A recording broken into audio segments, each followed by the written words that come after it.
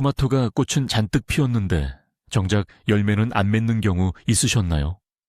아니면 오이가 자꾸만 노랗게 변해서 속상하셨나요? 인터넷을 찾아보면 수많은 마법 같은 해결책들이 쏟아져 나오죠. 요오드를 몇 방울 떨어뜨리라거나 효모로 영양분을 주거나 우유를 뿌려보라는 식의 방법들 말이죠. 마치 약장이나 주방에 최고의 수확을 위한 만능 해결책이 숨겨져 있는 것만 같죠. 하지만 과연 이 방법들이 정말 효과가 있을까요? 아니면 그저 시간과 재료만 낭비하는 일일까요? 저희는 더 이상 추측에 의존하지 않기로 했습니다. 이 영상에서는 저희가 직접 나섰습니다. 가장 인기 있는 텃밭 미신들을 철저히 파헤쳐 볼 거예요. 대조군을 두고 식물들을 직접 키우면서 가장 유명한 민간요법 20가지를 실제로 적용해 봤습니다. 어떤 방법들은 효과가 없을 뿐만 아니라 오히려 텃밭에 해를 끼칠 수도 있다는 사실에 정말 깜짝 놀라실 겁니다. 자, 이제 미신을 파헤쳐 볼 시간입니다. 오늘 첫 번째로 다룰 것은 텃밭 미신 중 단연 으뜸이라고 할 수 있는 열매 맺음을 늘리기 위한 요오드 사용법입니다. 아마 다들 한 번쯤 들어보셨을 겁니다. 물 한 양동이에 요오드 2~3방울만 떨어뜨려 토마토 잎에 뿌려주세요. 그럼 열매가 주렁주렁 열릴 거예요. 정말 솔깃하지만 과연 사실일까요? 이런 주장의 근거는 대략 이렇습니다. 요오드는 식물에 꼭 필요한 미량 원소이며 신진대사를 촉진하고 열매를 더 많이 맺도록 돕는다는 것이죠. 저희가 직접 실험해 봤습니다. 동일한 품종의 토마토를 동일한 조건에서 키우면서 두 그룹으로 나누었죠. 첫 번째 그룹에는 그 마법의 용액을 처리했습니다. 약국에서 파는 요오드 3방울을 물 10리터에 섞은 것이죠. 인터넷 조언대로 잎에 직접 분무했고 2주에 한 번씩 처리했습니다. 두 번째 대조군에는 그저 일반 물로만 주었습니다. 처음에는 아무런 차이도 발견되지 않았습니다. 두 그룹 모두 비슷한 시기에 꽃을 피웠죠. 하지만 몇 주가 지나자 요오드를 처리한 첫 번째 그룹에서 심상치 않은 변화가 감지되기 시작했습니다. 처리된 줄기의 잎이들이 시들시들해 보였고 일부는 가장자리가 살짝 노랗게 변하기 시작했습니다. 대조군에 비해 성장이 확연히 더뎠습니다. 그리고 가장 중요한 것은 열매 맺음의 수가 늘어나기는커녕 오히려 줄어들었다는 점입니다. 도대체 무엇이 문제였을까요? 답은 간단합니다. 요오드가 식물에 꼭 필요한 것은 맞지만 이는 극미량, 즉 아주 작은 양의 경우에 한해서입니다. 물 한 양동이에 2~3방울이라는 양은 이미 식물에게는 엄청난 독성 과다 복용이 되는 겁니다. 식물은 화학적 스트레스를 받고 만약 뿌리에 직접 주입한다면 뿌리 계통에 화상을 입게 됩니다. 그러니 꽃을 피우거나 열매를 맺을 여력이 없습니다. 모든 힘을 그저 생존에만 쏟아붓게 되는 거죠. 저희의 결론은 이렇습니다. 미신 1번은 위험한 미신입니다. 인터넷에 떠도는 용량대로 요오드를 사용하면 열매 맺음을 늘리기는커녕 식물을 쇠약하게 만들고 잠재적인 수확량마저 줄어들게 합니다. 이런 검증되지 않은 조언 때문에 소중한 토마토를 위험에 빠뜨리지 마세요. 자, 이제 저희가 다룰 두 번째 주제로 넘어가겠습니다. 바로 만능 성장 촉진제라고 불리는 효모입니다. 이 묘약 레시피는 온갖 원예 포럼에서 떠돌아다니죠. 효모 한 봉지를 가져다가 설탕을 약간 넣고 따뜻한 물에 풀어준 다음 충분히 불린 뒤 모든 식물에 물 주듯이 주면 된다고 합니다. 이렇게 하면 뿌리가 놀랍게 자라고 잎은 풍성해지며 결과적으로는 역대급 수확을 거둘 수 있다고 장담합니다. 언뜻 들으면 일리 있어 보입니다. 효모는 살아있는 균류이고 식물 성장을 촉진하는 비타민 B군과 식물 호르몬을 분비하니까요. 저희는 실험을 위해 고추 모종을 준비했습니다. 역시 두 그룹으로 나누었죠. 한 그룹에는 이 효모 발효액을 열흘에 한 번씩 주었습니다. 다른 한 그룹, 즉 대조군에는 일반 수돗물을 주었고요. 처음에는 그 효과에 저희도 솔직히 희망을 가졌습니다. 효모를 준 고추들은 실제로 조금 더 활발하게 자라는 듯 보였고 잎 색깔도 약간 더 짙어졌습니다. 저희는 설마 이 속설이 진짜였던 건가 하고 생각할 정도였죠. 하지만 가장 흥미로운 변화는 한 달 뒤에 나타났습니다. 효모를 주었던 모종들의 상태가 오히려 나빠지기 시작한 겁니다. 모종은 웃자라고 줄기는 가늘어졌으며 잎은 창백해졌습니다. 반면 대조군은 튼튼하고 건강하게 꾸준히 잘 자라고 있었죠. 도대체 무엇이 잘못되었던 걸까요? 바로 여기에 중요한 사실이 있습니다. 토양에 들어간 효모균은 맹렬하게 번식하기 시작합니다. 그리고 이들은 다른 모든 생명체와 마찬가지로 활동을 위해 영양분이 필요하죠. 그래서 토양 속 칼륨과 칼슘을 무섭게 흡수하기 시작합니다. 결국 식물에게 영양을 공급하려던 의도와는 달리 우리는 식물에게 수백만 마리의 굶주린 경쟁자를 붙여준 꼴이 된 겁니다.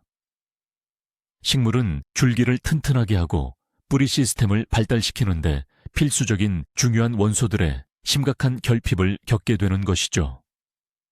결론입니다. 효모를 이용한 비료는 오히려 역효과를 초래하는 잘못된 상식입니다. 식물에 영양을 주는 것이 아니라 칼륨과 칼슘을 빼앗아 토양을 고갈시키는 셈이죠. 잠시 나타나는 듯했던 성장 효과는 곧 모종의 영양 실조와 약화로 이어집니다. 이 방법은 이제 과감히 버려야 할 때입니다. 세 번째 속설. 식물 면역력 강화에 아스피린 이 이야기는 거의 과학 소설 같은 이야기죠. 아스피린, 정확히는 아세틸살리실산이 식물에게 백신처럼 작용한다고들 하죠. 토마토나 오이에 뿌려주면 식물 내부의 방어 메커니즘이 활성화되어 역병이나 흰가루병 같은 곰팡이성 질병에 걸리지 않는다는 겁니다. 이론적으로는 근거가 없는 말도 아닙니다. 살리실산은 실제로 식물의 면역 반응에 관여하는 식물 호르몬이거든요. 우리는 약국에서 파는 흔한 알약으로 평범한 토마토를 슈퍼히어로로 만들 수 있는지 직접 확인해 보기로 했습니다. 다시 두 그룹의 식물을 준비했습니다. 한 그룹에는 1.5보 2주 간격으로 아스피린 용액물 5리터에 알약 하나를 꾸준히 뿌려줬습니다. 다른 그룹은 아무런 약물 지원 없이 그냥 두었고요. 곰팡이 번식에 좋은 환경, 즉 약간 높은 습도와 완벽하지 않은 환기 조건을 비닐하우스 안에 일부러 조성했습니다. 그런데 결과는 어땠을까요? 아무것도 아니었습니다. 그야말로 아무것도요. 때가 되자 두 그룹 모두에서 역병의 첫 징후가 거의 동시에 나타났습니다. 아스피린 백신 접종은 우리 식물들에게 어떠한 눈에 띄는 보호 효과도 제공하지 못했습니다. 게다가 아스피린을 처리한 그룹의 잎에는 용액이 마른 후 희끄무레한 얼룩이 희미하게 남아 있었는데 농도가 짙었다면 자칫 식물에 화상을 입힐 수도 있을 정도였습니다. 그럼 대체 무엇이 문제였을까요? 첫째, 알약 속 아세틸살리실산은 식물이 스스로 만들어내는 순수한 호르몬과는 완전히 같지 않습니다. 둘째, 설령 어떤 자극이 일어난다 해도 그 효과는 너무 미미하여 실제 감염에 맞서 싸우기에는 역부족입니다. 질병 예방은 무엇보다도 올바른 물주기, 충분한 공기 순환, 그리고 건강한 토양에서 시작되어야 합니다. 알약 뿌리기가 아니고요. 결론입니다.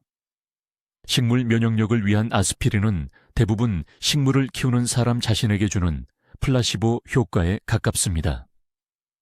뭔가 하고 있고 그게 도움이 된다고 믿는 거죠. 하지만 실제로는 시간과 아스피린만 낭비하는 셈입니다. 이 속설은 거짓으로 판명되었습니다. 네 번째로 살펴볼 미신은 가장 달콤한 유혹을 가진 이야기입니다. 바로 열매를 달콤하게 만들려면 설탕을 줘야 한다는 것이죠. 이 방법의 논리는 얼핏 들으면 그럴듯합니다. 토마토, 수박, 딸기 같은 열매를 더 달게 만들고 싶다면 설탕을 주면 된다는 겁니다. 인터넷에서 흔히 볼 수 있는 조언은 식물 주변 흙에 설탕을 뿌리거나 설탕물을 희석해서 주는 것입니다. 이렇게 하면 뿌리가 설탕 속 포도당을 흡수해서 열매로 바로 보내고 결과적으로 꿀처럼 달콤한 맛이 난다는 주장입니다. 저희는 이 실험을 위해 딸기를 선택했습니다. 한쪽 밭에는 일주일에 한 번 물 1리터에 설탕 1스푼을 섞은 달콤한 용액을 꾸준히 주었고 옆에 있는 대조군 밭에는 일반 물만 주었습니다. 딸기가 다 익을 때까지 기다린 다음 블라인드 테스트를 진행했습니다. 결과는 어땠을까요? 맛에는 아무런 차이가 없었습니다. 두 밭의 딸기 모두 비슷한 당도를 보였고 이는 오히려 일조량과 적절한 물 주기에 더 크게 좌우되는 문제였습니다. 그 어떤 시식자도 어떤 딸기가 설탕 식단으로 자랐는지 구별해내지 못했습니다. 하지만 이게 다가 아니었습니다. 우리는 다른 문제도 발견했습니다. 설탕물을 준 밭에는 개미가 훨씬 더 많이 나타났습니다. 달콤한 설탕 시럽이 온 밭의 개미들을 끌어모았던 것이죠. 그리고 개미가 많아지면 다들 아시다시피 진딧물도 따라옵니다. 자, 그럼 왜 이 방법이 효과가 없는지 알아볼까요? 식물은 실제로 설탕을 영양분으로 사용합니다. 하지만 흙 속의 설탕을 뿌리로 직접 흡수하는 방식이 아닙니다. 식물은 햇빛, 물, 이산화탄소를 이용해 광합성 과정을 통해 스스로 당분을 만들어냅니다. 즉, 흙에 설탕을 부으면 식물에게 먹이를 주는 것이 아니라 흙 속의 미생물이나 곰팡이에게 먹이를 주는 것이고 저희 실험처럼 해충을 끌어들이게 됩니다. 최악의 경우 과도한 설탕은 뿌리 시스템의 기능을 방해할 수도 있습니다. 저희의 결론입니다. 열매를 달콤하게 만들기 위해 설탕을 주는 미신은 완전히 헛소리입니다. 여러분의 채소와 열매 맛은 품종, 햇빛, 그리고 올바른 재배 기술에 달려있지 설탕통 안에 든 설탕에 달려있지 않습니다. 이 방법은 쓸모없을 뿐만 아니라 오히려 해충 문제와 같은 골칫거리를 더 만들 수 있습니다. 이제 모든 토마토 재배자들이 가장 두려워하는 역병, 그리고 이 질병에 대한 만병통치약으로 알려진 우유와 유청에 대한 5번째 미신에 대해 이야기해 볼까요? 이 조언은 대대로 전해져 내려옵니다. 방법은 다양해서 어떤 사람들은 우유를 물에 희석하라고 하고 어떤 사람들은 유청을 사용하라고 하며 때로는 효과를 높이기 위해 요오드 몇 방울을 추가하기도 합니다.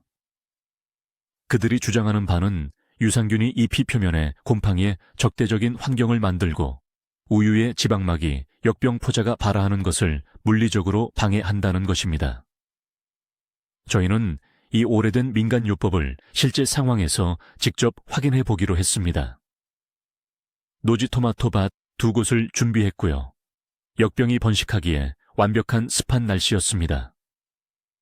첫 번째 밭에는 비가 올 때마다 물과 유청을 1:10 비율로 섞은 용액을 부지런히 뿌려주었습니다. 두 번째 대조군 밭은 식물의 자연 면역력에만 의존하며 말 그대로 운명에 맡겼습니다. 결과는 어땠을까요? 안타깝게도 역병은 재배 정보 사이트를 읽지 않습니다. 역병은 두 밭 모두에 찾아왔고 그 확산 속도는 거의 동일했습니다.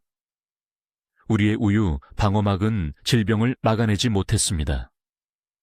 잎은 검게 변했고 결국 우리는 수확량의 일부라도 살리기 위해 실제 효과가 검증된 살균제를 급히 사용해야 했습니다. 왜 이런 방법이 효과가 없는지 살펴보겠습니다. 첫째, 잎이 표면의 유산균은 생명력이 매우 짧습니다. 첫 번째 비나 심지어 많은 이슬만으로도 흔적도 없이 씻겨 내려갑니다. 둘째, 그 보호막이라는 것은 미신에 불과합니다. 너무 얇고 불안정하여 공격적인 곰팡이 포즈에 대한 심각한 장벽 역할을 할 수 없습니다.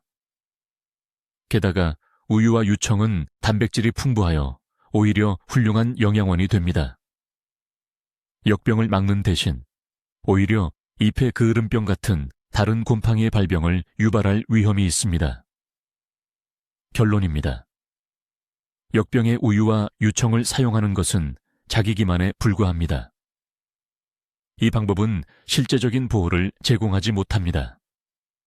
역병 예방은 올바른 재배 기술과 환경이 까다로운 경우 냉장고 속 제품이 아닌 전문적인 방제약품의 적시 사용에 달려 있습니다. 자, 6번째 미신입니다. 바로 바나나 껍질이 칼륨의 보고 바우쿠라는 이야기죠. 이 조언은 한때 유기농 농법 애호가들 사이에서 대단한 유행이었습니다. 분명히 여러분도 블로거들이 장미나 토마토, 고추 아래에 바나나 껍질을 신나게 묻는 영상을 보신 적이 있을 겁니다. 이는 꽃이 피고 열매를 맺는데 중요한 칼륨을 공급하는 훌륭하고 천연이며 심지어 무료인 비료라고 주장되죠. 어떤 사람들은 여기서 한술 더 떠 껍질을 말려 가루로 만들거나 물에 우려내 액비를 만들어 사용하기도 합니다. 저희는 과연 이 노란 껍질 속에 그렇게 많은 효능이 있는지 직접 확인해 보기로 했습니다. 실험 대상으로 장미 화분을 선택했는데요. 한 그룹의 장미 아래에는 대부분의 설명서대로 신선한 바나나 껍질을 묻었습니다. 두 번째 그룹에는 그 유명한 말린 껍질 가루를 주었죠. 그리고 세 번째 그룹, 즉 대조군은 어떤 바나나 첨가물도 없이 키웠습니다. 저희는 이 세 그룹을 개화 시즌 내내 관찰했습니다. 솔직히 말씀드리자면 결과는 저희를 놀라게 하지 않았습니다. 세 그룹의 장미는 모두 똑같이 꽃을 피웠습니다. 바나나 비료의 옹호자들이 약속했던 눈부신 꽃의 향연은 첫 두 그룹에서 찾아볼 수 없었습니다. 꽃의 크기, 개수, 개화 기간 모두 해당 품종의 정상 범위 내였으며 어떤 특별한 차이도 없었습니다. 그렇다면 도대체 왜 이런 걸까요? 내 바나나 껍질에 칼륨이 들어있는 것은 사실입니다. 하지만 두 가지 큰 함정이 있습니다. 첫째, 칼륨의 양이 생각보다 많지 않습니다. 가장 기본적인 칼륨 비료인 나무재 우드 애쉬에 비하면 턱없이 부족한 양이죠. 둘째, 그리고 이것이 가장 중요한데 바나나 껍질 속 칼륨이 식물에게 흡수되려면 껍질이 완전히 썩어 분해되어야 합니다. 땅속에서 이 과정은 무려 몇 달이나 걸립니다. 신선한 껍질을 묻으면 사실상 시한폭탄을 심는 것과 마찬가지인데 어쩌면 다음 시즌에나 겨우 효과가 나타날지도 모릅니다. 게다가 그 껍질이 썩는 동안 해충을 유인하거나 심지어 부패균의 번식을 촉진할 수도 있습니다. 결론적으로 말씀드리자면 바나나 껍질을 칼륨 공급원으로 사용하는 것은 효용성이 매우 떨어지는 미신입니다. 당장 눈에 띄는 효과는 거의 없다고 보시면 됩니다. 칼륨 보충을 위해서는 일반적인 나무재나 전문적인 광물질 비료를 사용하는 것이 훨씬 더 간단하고 확실한 방법입니다. 바나나 껍질은 차라리 퇴비더미에 넣어두는 것이 좋습니다. 그곳에서 시간이 지나면 정말 유용한 비료의 일부가 될 테니까요. 7번째 속설을 파헤쳐 볼 시간입니다. 흙을 부드럽게 하고 해충을 쫓아낸다는 커피 찌꺼기에 대한 이야기죠. 커피 애호가분들, 주목하세요. 인터넷에서는 사용한 커피 찌꺼기를 버릴 필요가 없다고 말합니다. 이른바 3가지 효능을 가진 마법의 비법이라고 하죠. 첫째, 흙을 더 부드럽고 통기성 좋게 만들어준다고 합니다. 둘째, 흙을 산성으로 만들어 수국이나 블루베리처럼 산성 토양을 좋아하는 식물에 유용하다고 합니다. 셋째, 커피 찌꺼기 냄새가 민달팽이, 달팽이, 심지어 개미 같은 해충들을 쫓아낸다는 주장입니다. 우리는 충분히 말린 커피 찌꺼기를 상당량 모아 이 세 가지 주장을 모두 직접 확인해 보기로 했습니다. 흙의 통기성 확인을 위해 당근을 심은 한쪽 밭에 커피 찌꺼기를 넣고 옆 밭은 대조군으로 남겨두었습니다. 그리고 해충 퇴치 효과를 검증하기 위해 민달팽이가 좋아하는 호스타 몇 폭이 주변에 커피 찌꺼기로 고리 모양을 만들어 뿌렸습니다. 과연 결과는 어땠을까요? 먼저 흙의 통기성부터 살펴보죠. 여러 번 물을 준 후 흙 속의 커피 찌꺼기는 단단한 덩어리로 뭉쳐 오히려 뿌리로의 공기 공급을 방해했습니다. 약속된 효과와는 정반대의 결과가 나타난 것이죠. 다음으로 산성화 효과는 어떤지 볼까요? 신선한 커피 찌꺼기는 분명 산성 반응을 보입니다. 하지만 사용 후에는 거의 중성에 가까워집니다. 흙의 산도를 실제로 유의미하게 변화시키려면 킬로그램 단위가 아니라 톤 단위의 엄청난 양이 필요합니다. 마지막으로 해충 퇴치 효과입니다. 민달팽이와 달팽이는 우리의 커피 장벽을 완전히 무시하고 아무렇지 않게 기어넘어 호스타 잎을 맛있게 갉아먹었습니다. 냄새는 그들을 전혀 방해하지 못했죠. 대체 왜 이런 현상이 일어나는 걸까요? 커피 찌꺼기는 매우 미세한 유기물 입자입니다. 건조한 상태에서는 먼지처럼 가볍지만 물에 젖으면 시멘트처럼 굳어버립니다. 흙의 구조를 형성하지 못하고 오히려 흙 속의 공극을 막아버리는 것이죠. 냄새에 관해서는 해충들의 예민한 코에는 우리가 생각하는 것만큼 그렇게 위협적이지 않았던 것 같습니다. 커피 찌꺼기의 유일한 장점은 천천히 분해되어 퇴비가 된다는 것입니다. 하지만 이 경우에도 아주 소량만 사용하고 다른 유기물과 잘 섞어 주어야 합니다. 결론적으로 텃밭을 위한 만능 커피 찌꺼기라는 생각은 크게 과장된 미신입니다. 흙을 부드럽게 하지 않고 오히려 단단하게 굳게 하며 산되는 거의 영향을 미치지 않고 해충도 쫓아내지 못합니다. 커피 찌꺼기의 가장 좋은 활용법은 밭이 아닌 퇴비 더미입니다. 저희 컬렉션의 다음 주제는 바로 미신 10번. 달걀 껍데기가 칼슘 공급원이다 라는 믿음입니다. 이 조언은 정말 오래되었죠. 주부라면 다들 아실 거예요. 달걀 껍데기를 버리지 말고 모아서 말린 다음 잘게 부셔 밭에 뿌리라는 거죠. 특히 토마토에 뿌리면 꼭지 썩은 병을 막을 수 있다고 말이죠. 꼭지 썩은 병은 다름 아닌 칼슘 부족 때문에 생기니까요. 언뜻 들으면 논리적으로 들립니다. 껍데기에는 탄산칼슘이 풍부하니 이걸 흙에 넣으면 식물이 흡수해서 문제가 해결될 것 같잖아요.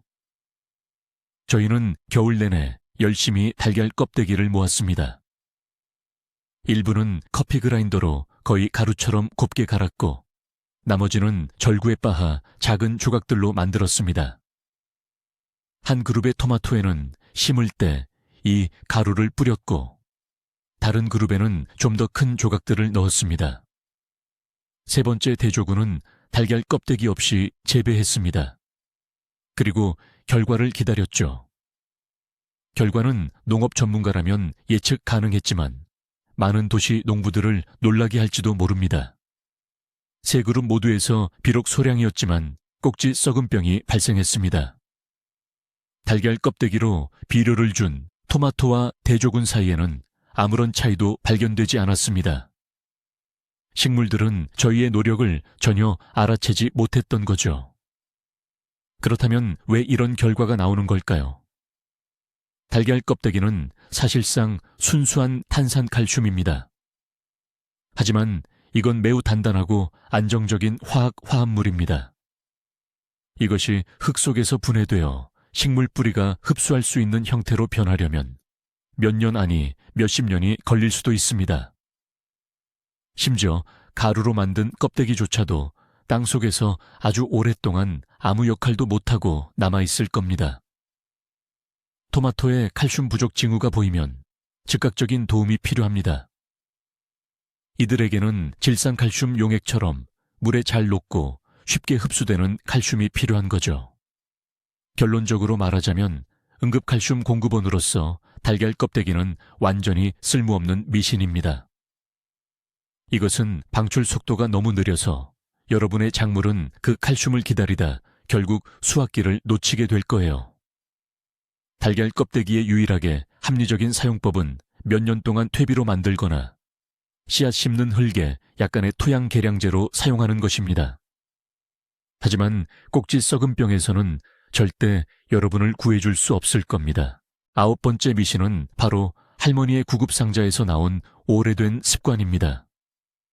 잘린 식물 부위에 초록색 소독약, 즉 젤룡칼을 바르는 것인데요. 이 방법은 나무나 관목 가지치기를 할 때 또는 토마토 곁순을 제거할 때 특히 많이 쓰입니다. 논리는 간단합니다. 아이 무릎의 상처에 젤룡칼을 바르면 소독이 잘 되듯이 식물의 상처에도 똑같이 효과적일 것이라는 생각이죠.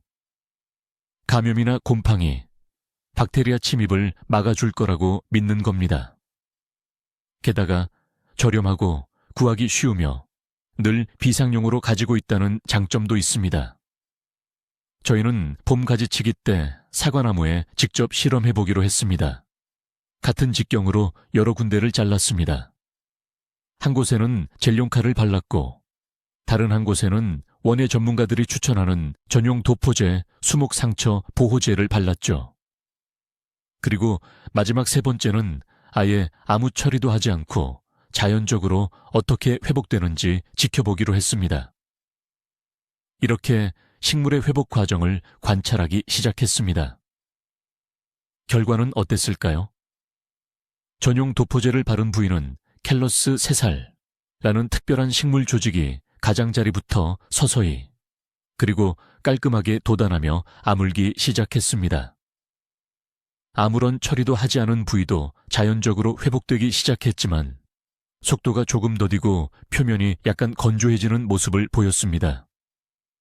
하지만 젤룡칼을 바른 부위는 모든 것 중 가장 상태가 나빴습니다. 잘린 가장자리는 검게 변했고 주변 목재는 마치 화학적 화상을 입은 것처럼 보였습니다. 이곳의 회복 과정이 가장 느렸죠. 그렇다면 대체 무엇이 문제일까요? 젤룡칼은 알코올 용액입니다. 이 알코올 성분은 살아있는 식물 조직에 치명적입니다. 신선하게 잘린 부위에 젤룡칼을 바르면 말 그대로 살아있는 세포들을 태워 죽이는 꼴이 됩니다. 식물은 이 화상의 후유증을 먼저 처리하느라 추가적인 에너지를 소모해야 하고 그 후에야 비로소 치유를 시작할 수 있게 됩니다. 물론 젤룡카가 표면의 미생물을 죽이는 효과는 있지만 그 소독의 대가는 바로 식물 자체에 손상을 입히는 것입니다. 현대의 전용 도포제나 상처 보호제는 알코올을 함유하지 않으며 식물의 재생 과정을 방해하지 않는 유연한 보호막을 형성합니다. 결론입니다. 잘린 부위에 젤룡칼을 사용하는 것은 해로운 미신입니다. 식물을 돕는 것이 아니라 오히려 화학적 화상을 입혀 상처의 치유를 늦추는 행위입니다. 이러한 목적을 위해서는 식물에 안전한 전용 제품들이 있습니다. 젤룡칼은 사람에게 사용하는 것이 훨씬 현명합니다. 10번째 미신.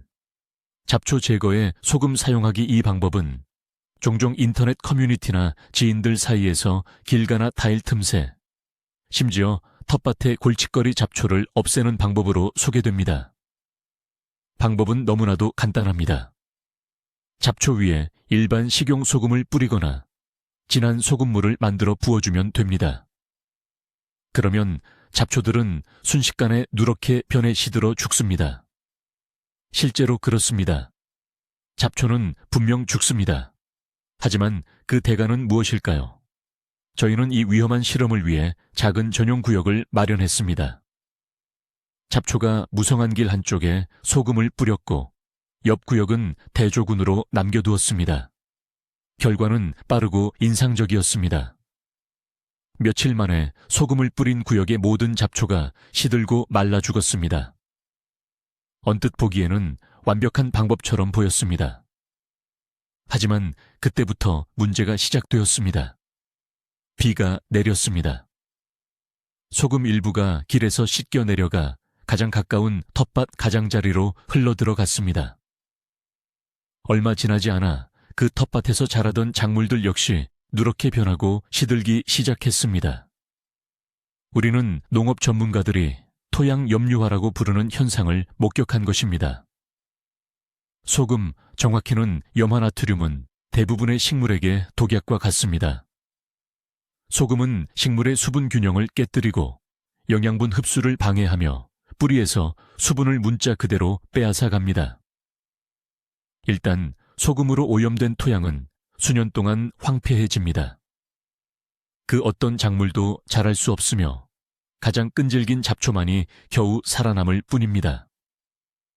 이런 토양의 비옥도를 회복시키려면 수년의 시간과 엄청난 노력이 필요합니다. 사실상 땅에 소금을 뿌리는 행위는 고대 전쟁에서 승자들이 패배한 국가의 땅에 소금을 뿌려 굶주림에 시달리게 했던 것과 같은 효과를 소규모로 재현하는 것과 같습니다.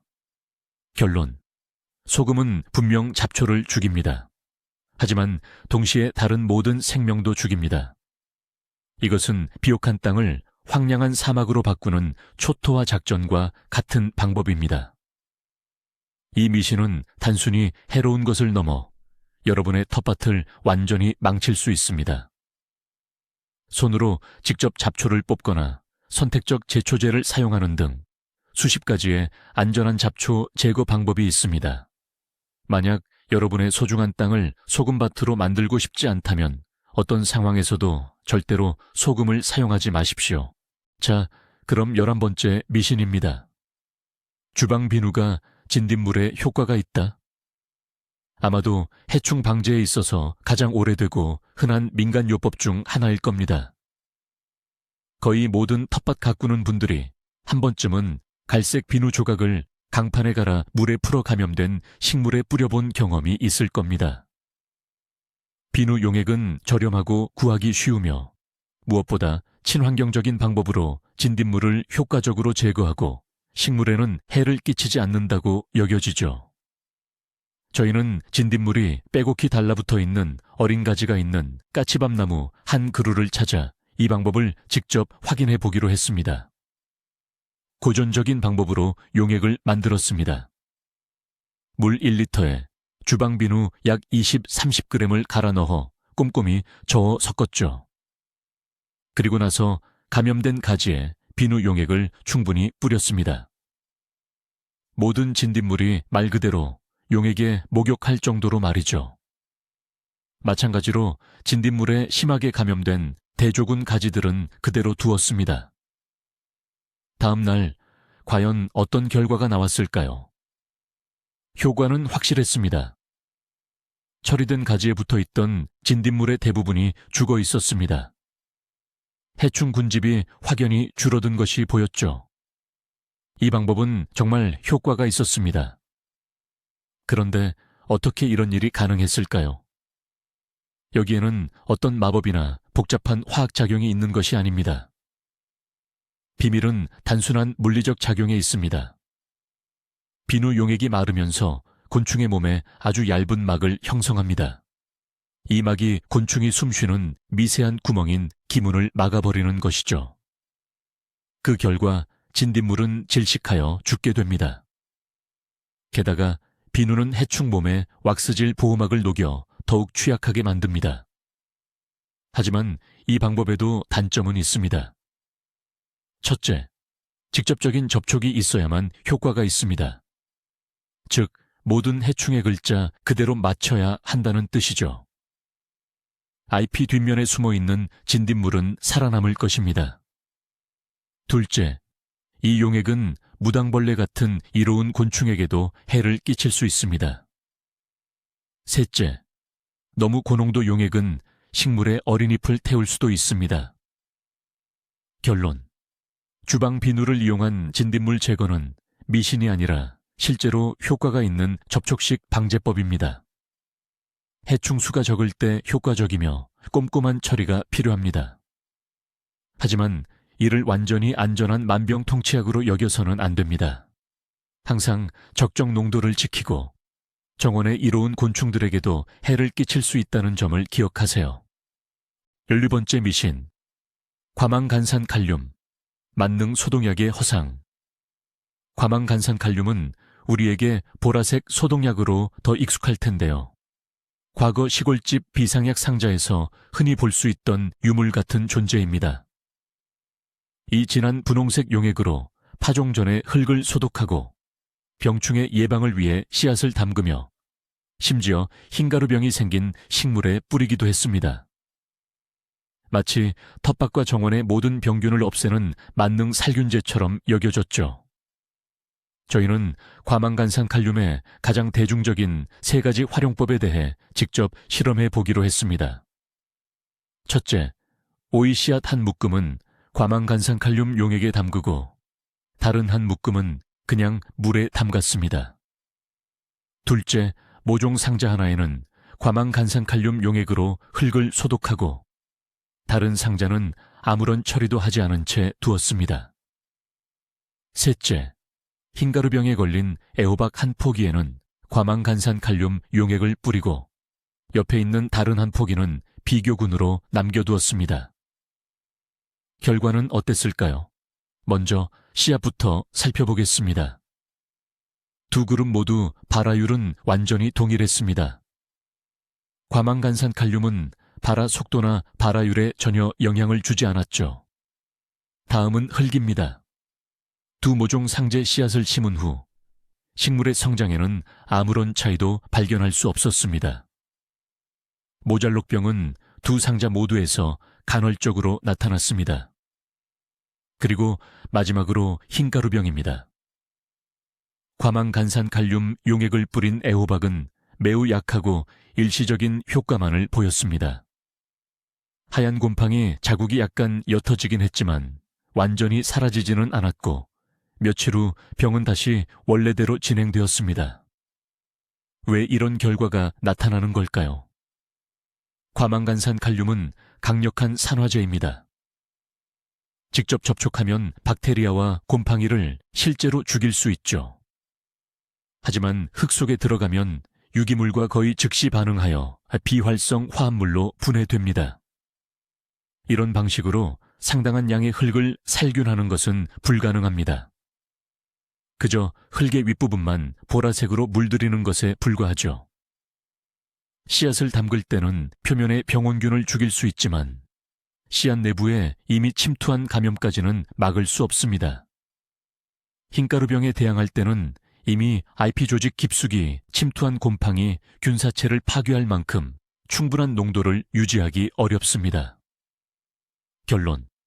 텃밭에서 과망간산칼륨의 효능은 크게 과장되어 있습니다. 이는 약하고 불안정한 살균제에 불과합니다. 씨앗 소독, 흙 살균, 그리고 병해충 방제에는 훨씬 더 신뢰할 수 있고 효과적인 현대적인 전문 약품들이 많이 있습니다.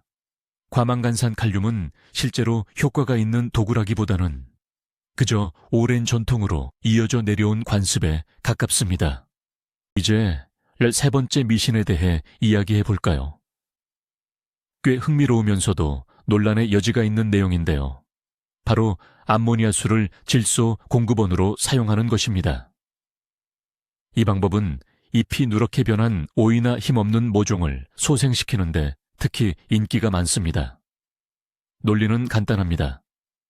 암모니아수는 암모니아의 수용액이고 암모니아는 질소 화합물이죠. 질소는 식물의 녹색 성장, 즉 잎과 줄기를 키우는데 핵심적인 요소입니다. 따라서 암모니아수 용액으로 물을 주거나 뿌려주면 빠르고 저렴하게 질소를 보충할 수 있다는 주장입니다. 실험을 위해 우리는 똑같이 시들고 연한 녹색을 띠는 오이 2포기를 준비했습니다. 한 포기에는 물 10리터에 암모니아수 한 큰술을 섞어 뿌리 주변 흙에 주었습니다. 다른 한 포기에는 일반적인 질소 비료인 요소 비료를 동일한 유효 성분 농도로 주었습니다. 과연 결과는 어땠을까요? 효과는 있었고 심지어 빨랐습니다. 암모니아수를 준 오이는 며칠 만에 눈에 띄게 푸른빛을 되찾고 성장하기 시작했습니다. 겉으로 보기에는 미신이 사실로 입증된 것처럼 보였습니다. 하지만 요소 비료를 준 오이 또한 똑같거나 어쩌면 더 나은 결과를 보여주었습니다. 이 오이 역시 짙은 녹색으로 변하며 활발하게 잎을 키워나가기 시작했습니다. 그렇다면 여기에 어떤 함정이 있는 걸까요? 과연 암모니아수를 사용해야 할까요? 하지만 함정은 세부 사항에 숨어 있습니다. 맞습니다. 암모니아수는 실제로 식물이 흡수하기 쉬운 암모니아 형태의 질소를 함유하고 있습니다. 식물이 이를 빠르게 흡수하기 때문에 즉각적인 시각적 효과가 나타나는 것이죠. 하지만 몇 가지 문제점이 있습니다. 첫째, 암모니아는 매우 휘발성이 강한 물질입니다. 용액을 만들고 밭으로 가져가서 물을 주는 동안 질소의 대부분은 그저 공기 중으로 날아가 버립니다. 식물이 아닌 대기권을 비옥하게 하는 셈이죠. 둘째, 약국에서 파는 암모니아수는 암모늄 질산염이나 요소 비료와 같은 어떤 산업용 비료와 비교해도 매우 불안정하고 농도가 낮은 질소원입니다.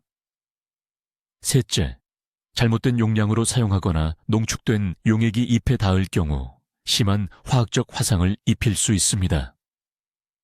결론, 암모니아수가 비상 상황에서 질소 공급원으로 작용할 수는 있습니다.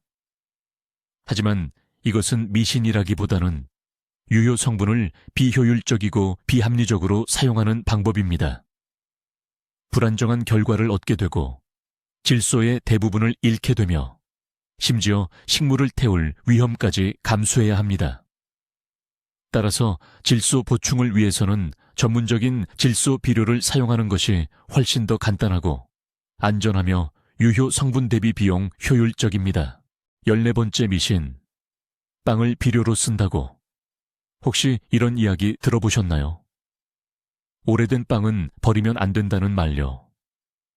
이걸 물에 불려 발효시킨 다음 그 액체를 밭이나 텃밭에 뿌리면 유기질 비료가 되어 식물 수확량을 엄청나게 늘려준다는 이야기요.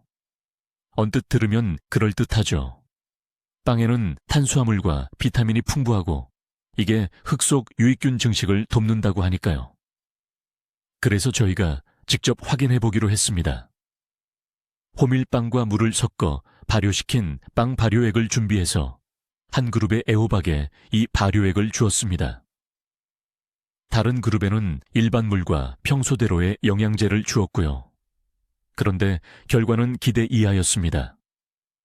빵 발효액을 준 애호박들은 눈에 띄는 어떤 장점도 보여주지 못했거든요.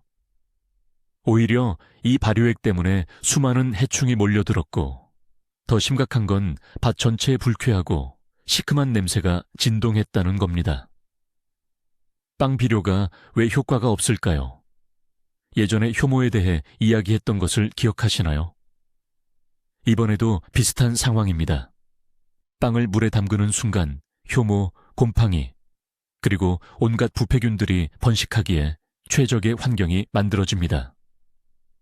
이 미생물들이 번식하면서 일부 유익한 물질을 내뿜는 건 맞지만 동시에 흙 속의 귀한 영양분을 마구 소비하며 식물 뿌리와 경쟁하게 됩니다. 빵에 있는 질소와 칼륨은 아주 느리게 방출될 뿐더러 그 대부분은 미생물 번식에 쓰여버리죠.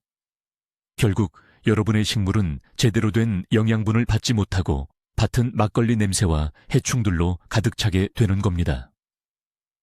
결론입니다. 빵을 비료로 사용하는 방법은 매우 비효율적이고 위험한 시도입니다. 얻을 수 있는 이득은 거의 없으며 오히려 해충을 유인하고 부패성 미생물만 키울 위험이 훨씬 큽니다. 오래된 빵은 동물에게 주거나 퇴비로 만드는 것이 현명하며 식물에 직접 뿌리는 용도로는 절대 사용하지 마세요. 15번째 미신은 매우 과학적이고 현대적으로 들립니다. 바로 과산화수소를 이용한 뿌리 통기성 개선입니다. 이 방법을 추천하는 사람들은 모종이나 화채물을 너무 많이 주어 과습 상태가 되었다면 즉시 과산화수소 용액을 뿌려야 한다고 주장합니다.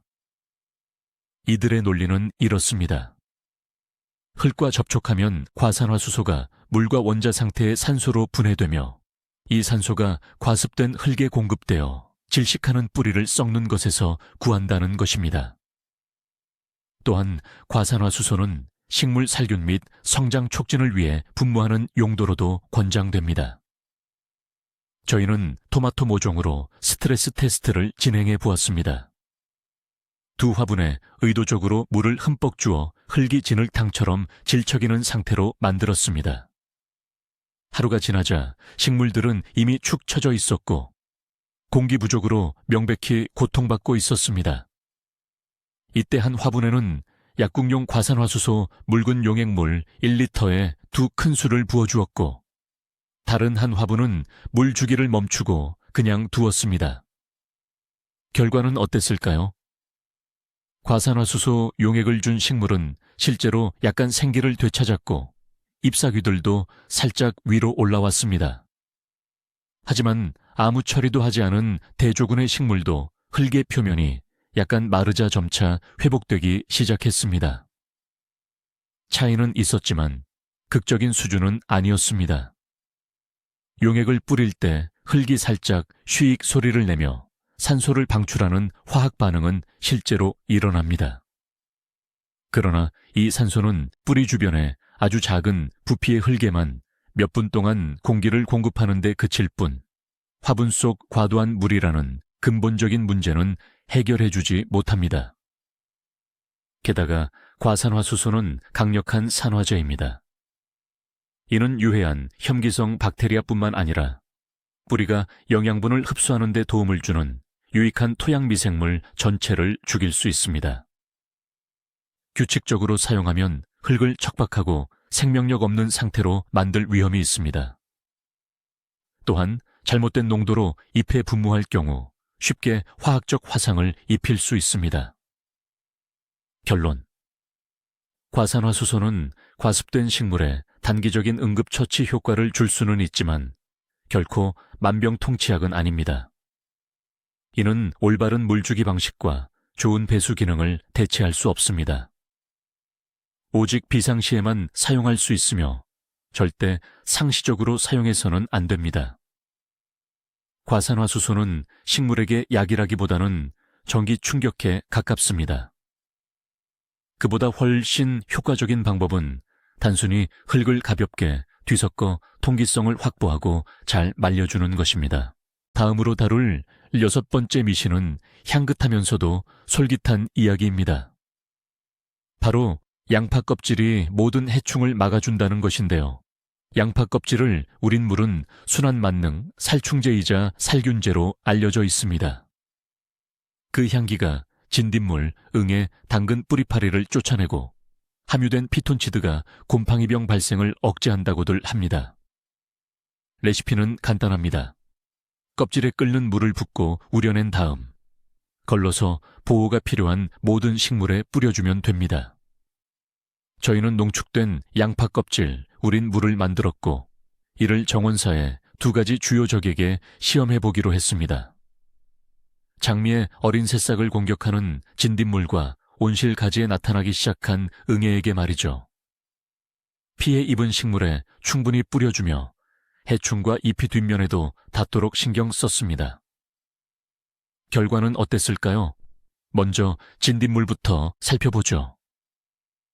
처리 직후 일부 곤충들은 단순히 물줄기에 씻겨 내려간 듯 보였습니다. 하지만 다음 날 살아남은 개체들은 아무렇지도 않게 식사를 계속했습니다. 군집에 대한 어떠한 퇴치 효과나 살충 효과도 발견할 수 없었습니다. 응애의 경우는 이야기가 더욱 절망적이었습니다. 이 해충은 우리의 향기로운 처리에 전혀 반응하지 않았습니다.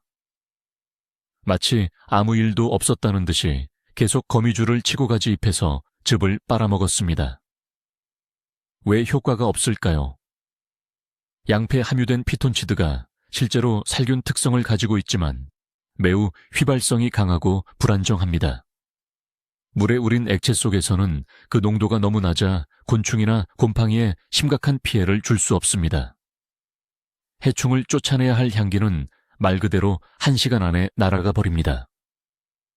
양파 껍질, 우린 물의 유일한 실제 이점은 미량 영양소, 특히 황금빛을 내는 카로틴을 통한 가벼운 옆면 시비 효과입니다. 하지만 방제 수단으로서는 극히 미미하고 사실상 작동하지 않는 방법입니다. 결론입니다. 해충과 질병 방제를 위한 양파 껍질, 우린 물은 그야말로 미신입니다. 그 효과는 거의 0에 가깝습니다. 정원을 보호하겠다고 이것을 만드느라 시간을 낭비할 필요가 없습니다. 진딧물과 응애를 퇴치하려면 훨씬 더 효과적인 방법이 필요합니다. 17번째 미신은 아주 간단하면서도 강력해 보이는 방법입니다. 바로 개미와 잡초에 끓는 물을 붓는 것이죠. 이 방법은 효율성의 극치처럼 보입니다. 화학약품을 쓸 필요 없이 그저 물리적인 방법으로 해결할 수 있다니 얼마나 간단하고 친환경적인가요? 개미집이나 성가신 잡초 덤불을 발견했다면 주전자에 물을 끓여 그대로 부어버리는 겁니다. 끓는 물이 닿는 모든 생명체는 그 즉시 죽음을 맞이합니다. 저렴하고 빠르며 언뜻 보기엔 친환경적이기까지 하죠. 저희는 이 방법을 직접 시험해 보기로 했습니다. 잔디밭 한가운데 자리 잡은 개미집과 민들레가 무성하게 자란 길가에 적용해 보았죠. 다른 식물들의 피해를 주지 않도록 조심하면서 개미집과 잡초의 뜨거운 물을 조심스럽게 부었습니다. 결과는 예상했지만 생각보다 더 심각했습니다. 잡초들은 즉시 삶아졌고 잎은 시커멓게 변하며 축 늘어졌습니다. 뜨거운 물에 닿은 개미들도 죽었죠. 문제는 해결된 것처럼 보였습니다. 하지만 그 다음엔 무슨 일이 벌어졌을까요? 개미집이 있던 잔디밭에는 불에 탄 듯 죽은 풀들로 인해 커다란 맨땅이 드러났고 이곳의 잔디를 복구하는 데는 오랜 시간이 걸렸습니다. 민들레는 지상 부분이 죽었음에도 불구하고 몇 주 후 강력하고 깊이 박힌 뿌리에서 다시 자라기 시작했습니다. 끓는 물은 그들을 완전히 죽일 만큼 충분히 깊은 토양까지 뜨겁게 만들지 못했던 거죠. 하지만 이 방법의 가장 큰 해악은 땅속에 숨겨져 있습니다. 끓는 물은 선별적인 무기가 아닙니다. 해로운 것과 이로운 것 모두, 즉 토양 속의 모든 생명체를 무차별적으로 죽입니다. 땅을 비옥하게 만드는 지렁이, 유기물을 분해하여 식물이 영양분을 흡수할 수 있도록 돕는 유익한 미생물들까지 모두 끓는 물이 닿는 범위 안에서 죽음을 맞이합니다. 결국 여러분은 자연적인 비옥함을 회복하는데 아주 오랜 시간이 걸릴 완전히 무균 상태의 죽은 토양을 얻게 되는 것입니다. 결론입니다. 끓는 물은 닿는 모든 것을 확실히 죽입니다. 하지만 이것은 여러분의 정원 생태계에 엄청난 부수적인 피해를 입히는 융단 폭격과 같은 방법입니다. 깊은 뿌리 체계를 가진 잡초에는 효과적이지 않고 토양에 비옥되는 치명적입니다. 이 미신은 간단해 보이는 해결책이 오히려 더 큰 문제를 야기할 수 있다는 것을 보여주는 확실한 예시입니다. 18번째 미신은 우리를 화학과 물리학의 영역에서 점성술의 영역으로 이끌고 있습니다. 바로 달력에 맞춰 씨앗을 심는 것입니다. 전 세계 수백만 명의 텃밭 가꾸는 사람들이 달의 위상에 따라 농사 계획을 세웁니다. 달이 차오르는 시기에 심은 식물은 줄기, 잎, 열매 등 지상부가 더 잘 자란다고 믿어집니다. 반대로 달이 이지러지는 시기에 심은 식물은 모든 에너지를 뿌리에 집중하여 뿌리 채소에 이상적이라고 여겨집니다. 언제 씨를 뿌리고 언제 모종을 옮기고 언제 김을 매며 심지어 언제는 밭에 절대 가지 말아야 하는지 등 매일매일 상세하게 기록된 두꺼운 농사 지침서들도 있습니다. 우리는 순수한 과학적 실험을 해보기로 했습니다. 성장 주기가 빠른 작물인 무씨앗을 선택했습니다. 씨앗을 2개의 완전히 동일한 그룹으로 나누었습니다. 첫 번째 그룹은 달력상 가장 길한 날, 즉 달이 차오르고 풍요로운 별자리에 있을 때 심었습니다. 두 번째 그룹은 절대적으로 불리한 날, 즉 달이 이지러지고 불모의 별자리에 있을 때 심었습니다. 두 밭의 조건은 완벽하게 동일했습니다. 같은 흙, 같은 물주기, 같은 햇빛을 제공했습니다.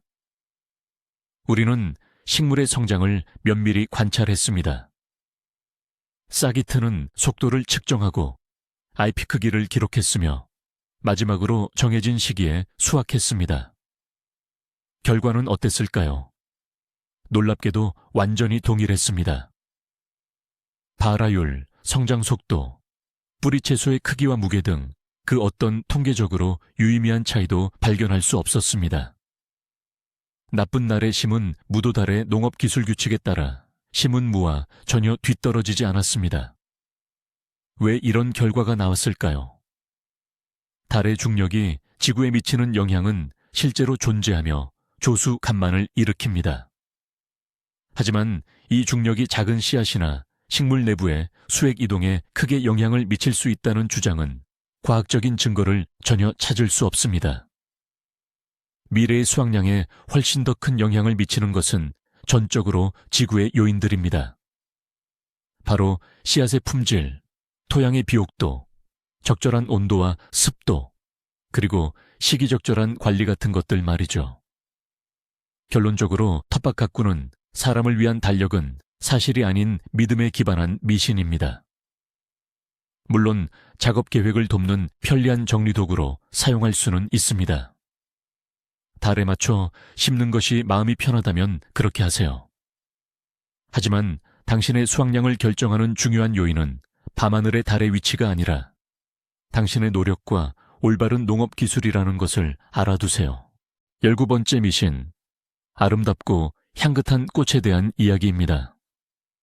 바로 메리골드가 모든 토양 해충을 막아준다는 것인데요. 이 화려하면서도 키우기 쉬운 꽃은 종종 텃밭의 위생병으로 불립니다. 밭, 가장자리나 감자, 양배추, 딸기 같은 작물의 밭고랑에 심으라는 권고가 많죠. 뿌리에서 나는 특유의 냄새가 많은 작물의 뿌리를 손상시키는 미세한 토양벌레, 즉 선충을 쫓아낸다고 알려져 있습니다. 심지어 강선충, 콜로라도, 감자잎벌레는 물론 두더지까지 쫓아낸다는 이야기도 있습니다. 저희는 메리골드의 해충 방지 효과를 2가지 문제 작물에서 직접 시험해 보기로 했습니다. 첫 번째는 작년에 강선충 피해를 많이 보았던 감자밭입니다. 이 밭의 가장자리와 밭고랑에 메리골드를 촘촘히 심었습니다. 두 번째는 선충 피해 징후가 발견된 딸기밭입니다. 이곳에도 딸기 포기 사이에 메리골드를 심었죠. 같은 작물을 심은 대조금 밭은 메리골드 없이 그대로 두었습니다. 가을이 되어 결과를 종합해 보았습니다. 메리골드를 심은 감자밭의 수확물은 대조군 밭과 똑같은 수준으로 강선충 피해를 입었습니다. 강선충은 향기로운 꽃에 전혀 아랑곳하지 않았음이 분명했습니다. 딸기밭의 경우 선충에 감염된 식물들은 위생병 옆에 있었음에도 불구하고 여전히 시들고 수확량이 좋지 않았습니다. 콜로라도 감자잎벌레 또한 꽃 울타리를 아무렇지 않게 넘어와 감자 줄기에 앉았습니다. 그렇다면 대체 왜 이런 결과가 나왔을까요? 사실 이 미신에는 어느 정도 과학적 근거가 있기는 합니다. 일부 메리골드 품종, 특히 꽃이 작은 종류는 뿌리에서 특정 선충에게 독성이 있는 티오펜이라는 물질을 실제로 분비합니다. 하지만 2가지 중요한 점을 기억해야 합니다. 첫째, 효과를 보려면 메리골드를 녹비 작물로 사용해야 합니다. 밭 전체를 한 시즌 내내 메리골드로 가득 채워 심고 이후 녹색 부분을 흙 속에 갈아 넣어야 합니다. 그래야만 필요한 물질의 농도가 해충을 억제할 수 있는 수준에 도달합니다. 단순히 밭 가장자리에 몇 송이 꽃을 심는 것만으로는 아무런 효과도 볼 수 없습니다. 둘째, 강선충이나 콜로라도, 감자잎벌레 같은 해충에게는 메리골드의 냄새가 전혀 효과가 없습니다. 결론입니다. 메리골드가 해충을 막아주는 살아있는 장벽 역할을 한다는 것은 크게 과장된 미신입니다. 이 꽃을 단순히 관상용으로 심는다고 해서 작물이 보호되지는 않습니다. 선충에 대한 실제 효과를 보려면 별도의 시간과 밭을 할애하여 녹비 작물로 활용해야만 가능합니다. 즉, 저희 마라톤의 대미를 장식할 20번째이자 어쩌면 가장 평화롭고 손쉽게 해볼 수 있는 미신은 바로 이것입니다. 토마토 줄기를 두드리면 수분이 더 잘 된다. 이 조언은 비닐하우스나 온실 재배에서는 고전적인 상식입니다. 바람이 없고 수분 맥에 곤충도 적은 폐쇄된 공간에서는 수술의 꽃가루가 암술머리에 저절로 잘 닿기 어렵다고들 하죠. 그래서 이 과정을 돕기 위해 매일 아침 온실을 돌며 꽃송이를 살살 흔들어 주거나 식물이 묶여있는 지지대를 톡톡 두드려 주어야 한다고 합니다. 저희도 이 아침 의식이 정말 효과가 있는지 직접 확인해 보기로 했습니다. 저희 온실에서 토마토 2줄을 따로 지정했죠. 첫 번째 줄은 매일 아침 저희가 직접 미풍이 되어 주었습니다. 활짝 핀 꽃송이 하나하나를 조심스럽게 흔들어 주었죠. 두 번째 줄은 자연스러운 공기 흐름과 자가 수분에 맡긴 채 그대로 두었습니다. 각 꽃송이에서 열매가 얼마나 잘 맺히는지 면밀히 관찰했습니다. 그리고 여기서 놀라운 결과가 나타났습니다. 대부분의 이전 미신들과는 달리 이 방법은 정말 효과가 있었습니다. 그것도 아주 확실하게 말이죠. 저희가 흔들어준 토마토 줄기에서는 훨씬 더 많은 열매가 맺혔습니다. 꽃송이마다 소위 헛꽃이라고 불리는 빈 꽃 없이 거의 가득 차 있었죠. 반면 대조군 식물에서는 열매가 맺히지 않은 부분이 훨씬 많았습니다. 이유는 무엇일까요? 바로 토마토 꽃의 구조 때문입니다. 토마토는 암수한 몸이고 자가 수분이 가능한 식물입니다. 즉, 열매를 맺기 위해 자신의 꽃가루가 필요하죠. 꽃가루는 암수를 둘러싸고 있는 수술 안에서 성숙합니다. 수분이 이루어지려면 이 꽃가루가 단순히 이 원뿔 모양의 수술 밖으로 떨어져 나와 안쪽에 있는 암술머리에 닿아야 합니다. 바로 이때 진동이 필요한 거죠. 자연에서는 바람이 이 역할을 합니다. 산업용 온실에서는 특별히 투입된 호박벌이나 전동식 진동기가 이 역할을 대신하죠. 그리고 저희 텃밭 온실에서는 저희가 이 역할을 성공적으로 해낸 셈입니다. 결론, 이것은 미신이 아니라 실제로 효과 있는 농업 기술이었습니다. 지지대를 살짝 두드리거나 꽃송이를 흔들어주는 것이 온실 환경이나 심지어 바람 없는 발코니에서도 열매 맺는 양을 늘리는데 확실히 도움이 됩니다. 간단하고 돈도 들지 않으며 놀라울 정도로 효과적인 방법이죠. 자, 이제 저희 조사의 가장 놀라운 결과를 말씀드리겠습니다. 정말 충격적이었던 것은 효모 비료였습니다. 이 그룹의 식물들은 다른 식물들을 앞지르기는커녕 오히려 더 시들해 보였는데요.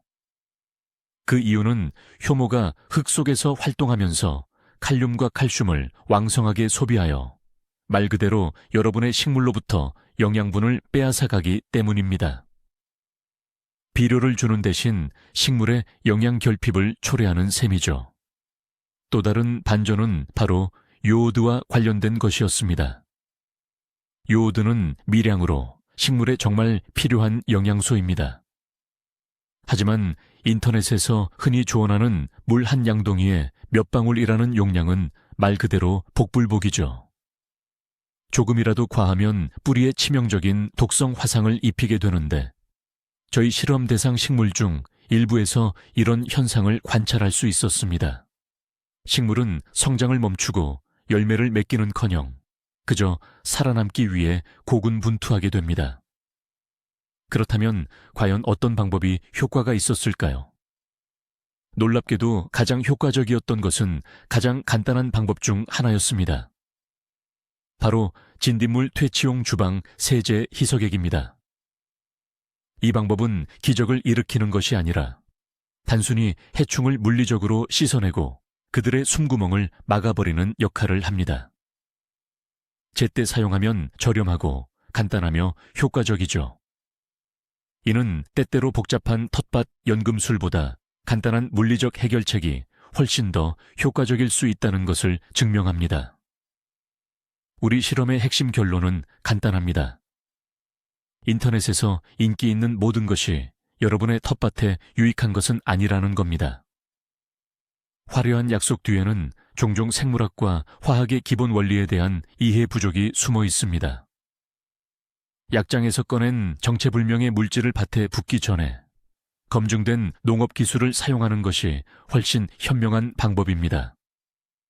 이 조사 영상을 끝까지 시청해 주셔서 감사합니다. 이런 형식의 영상이 마음에 드셨고 더 많은 솔직한 검증을 원하신다면 새로운 영상을 놓치지 않도록 꼭 좋아요를 누르고 채널을 구독해 주세요. 자, 이제 여러분께 질문이 있습니다. 여러분은 어떤 가장 이상하거나 전혀 쓸모없었던 텃밭 팁을 들어보셨나요? 댓글로 알려주세요. 가장 황당한 미신들을 함께 모아봅시다.